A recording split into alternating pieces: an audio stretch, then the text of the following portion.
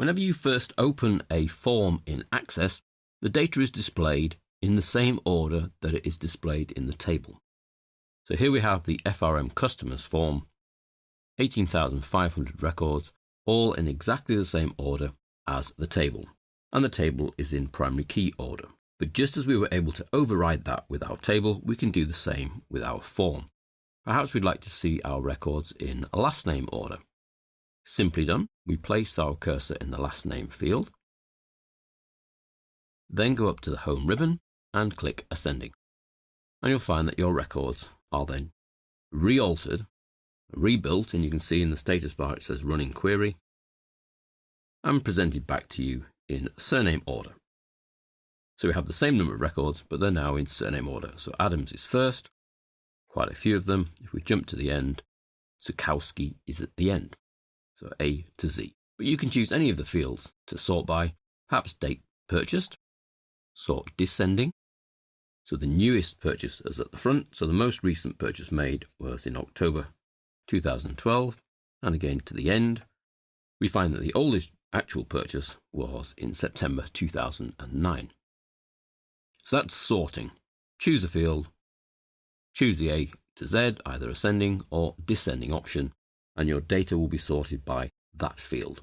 Now that's regardless of whether you're in, as we have here, a single form or one of the continuous forms.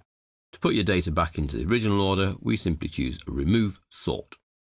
Or, if your primary key was displayed, which it isn't with this form, you could just sort by the primary key field. So very similar to the way the table sorting works. Now the filtering is pretty much the same. Works very similar to the way the table works.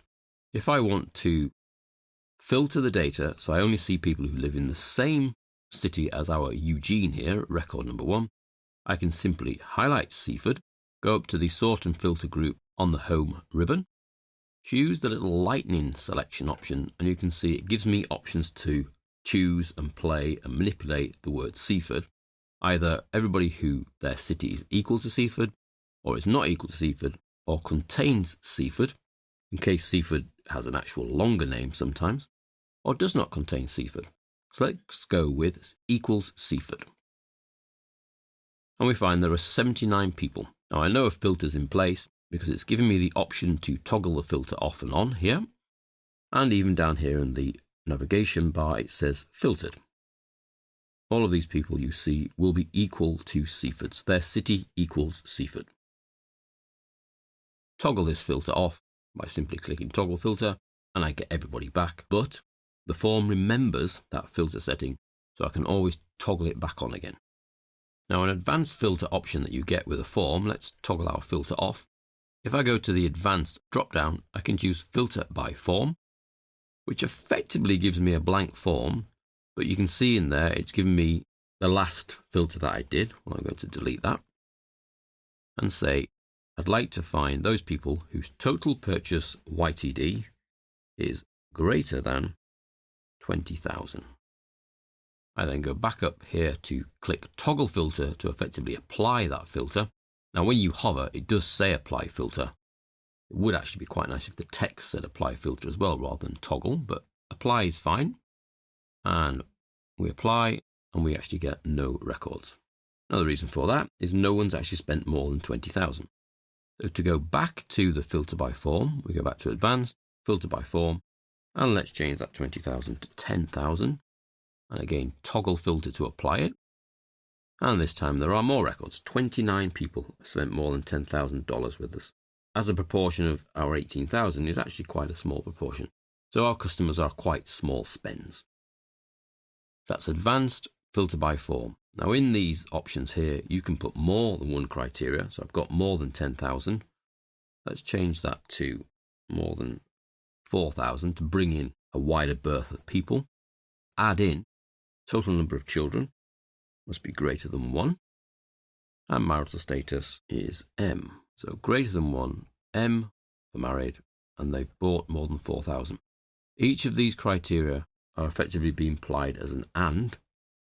Therefore, they will be filtering each step even further. So all the people that will be returned will have to fulfill all these criteria. They must have more than one child, they must be married, and they must have bought more than $4,000 worth of items from us in the last year. apply filter with the toggle filter option, 754 of them. So all of them should be married, have more than one child, and have spent more than 4,000. Well, the first one does, and the next one does, and the next one does. Now, there's nothing to stop you having applied this filter, and the filter is in place, then supplying a sort criteria as well. So let's sort them descending. So the people who've spent the most are at the beginning, and the people who've spent the least are at the end.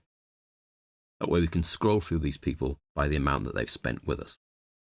So you have here the ability to filter a form quite easily, quite cleverly, and also sort the data in a form. So it's still presented nicely, which is the whole point of the form. We're seeing one record at a time because we're using a single form, but we can still apply the criteria for the sort and for the filtering.